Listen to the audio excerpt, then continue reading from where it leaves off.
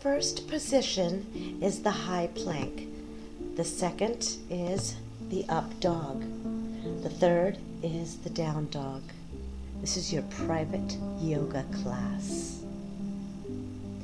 Let's start. And down. And up dog. And down dog. Stretch. Keep your core engaged, nice and tight. Lean your shoulders forward. Get ready to go down into your plank position and down and up dog. Hold and down dog. Gentle movements. Down, up dog, down dog.